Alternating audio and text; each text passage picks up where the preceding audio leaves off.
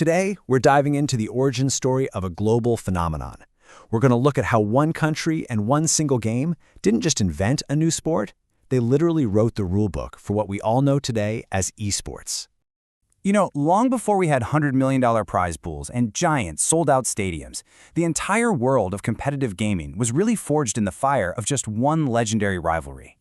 And that game was StarCraft BroodWar. But see, in South Korea, this wasn't just a game. Oh no, it was a cultural obsession. It was a nationally televised sport, and it was the crucible that created the very first esports legends. So how in the world did this even happen? Well, it was no accident. It was more like a perfect storm of incredible timing, some real vision, and a whole lot of infrastructure that turned a strategy game into a full-blown professional league. And what's really wild is just how fast this all took off. I mean, just 2 years after the game came out, the Korean Esports Association, or KESPA, was formed with government backing. And right after that, TV channels like OnGameNet started broadcasting matches to millions of people, and huge corporations began pouring money into pro teams. So really, you had these 4 massive pillars that built the entire scene.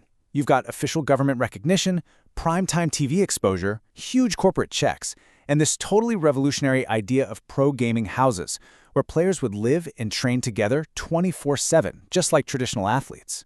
The world had never seen anything like it. And you know, every great sport needs a great rivalry. For BroodWar, it all kicked off with 2 players who basically became national icons, the Emperor and the King. So on one side, you had Lim Yo-han, better known as Boxer, the Emperor of Terran. This guy was an artist. He was famous for these beautiful, creative strategies and just impossibly precise unit control, what we call micro. And on the other side was Hong Jin-ho, or Yellow, a Zerg player whose style was all about relentless, overwhelming force. He had tons of fans, but he also had this unfortunate nickname, the King of Kongs, because he always seemed to finish in second place. And this quote just hits the nail on the head. Their battles weren't just about who won the game. They were these epic, televised dramas. You had Boxer, the cool, calculating champion, facing off against Yellow, the passionate, almost tragic hero. The whole country would tune in to watch. And this number, well, it says it all. When it came to the biggest championship showdowns, Boxer was practically a ghost. He beat Yellow in at least 5 major finals, cementing his own legacy as the Emperor and, sadly, Yellow's as the eternal runner-up. Okay, so in one of their most famous matches, the 2004 OSL Final, Boxer used this devastatingly simple strategy. He basically took a defensive building, a bunker, and built it right on Yellow's doorstep, choking him out of the game before it even really started. He won 3 games in that series doing this. It wasn't just a strategy, it was pure psychological warfare. He put his opponent on tilt from the very first minute. But you know how it goes. No king or emperor can rule forever.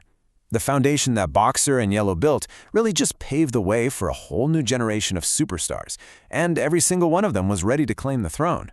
And the first to step up was Choi Yun-sung, better known as I Love Uv. And get this, he was Boxer's own student from the legendary team SK Telecom. But this was a classic case of the student being destined to become the master. For 2 straight years, I Love Ovu was ranked #1. Just think about that for a second. In the most cutthroat, competitive environment you can possibly imagine, he was completely untouchable for 24 months. It's a record of consistency that a lot of people think will never, ever be broken in any esport. And then came the Maestro, Ma Jae-yoon, or Savior. This guy didn't just play Zerg, he totally reinvented it. He perfected this macro-heavy style, which basically means focusing on building a gigantic economy to just steamroll opponents with pure numbers. For a while, his strategies were considered literally unbeatable. So, Savior's dominance created this new puzzle for the entire scene. How do you beat the guy who can't be beaten? Well, the answer didn't come from more brute force. It came from a strategic revolution. And here's what happened. On the left, you see the dominant strategy at the time, the Zerg meta that Savior had perfected. And on the right, you see the answer. A Protoss player named Kim Taek-young, or Bisu, came up with these brilliant new strategies that were a direct counter to Savior's seemingly perfect style. He became known as the Revolutionist because he single-handedly broke the meta. So with the old ways completely shattered, a new Zerg king was crowned, Lee Jae-dong, the Tyrant. He took everything that made Zerg great and cranked it up to 11 with unbelievably aggressive, flawless mechanics. He became, arguably, the most dominant Zerg player of all time. I mean, this golden age of legends really defined what esports could be. But the scene's incredible rise was also met with a massive challenge, one that threatened to bring the whole thing crashing down. Yeah, in 2008, a huge match-fixing scandal was uncovered, and right at the center of it was none other than the Maestro, Savior.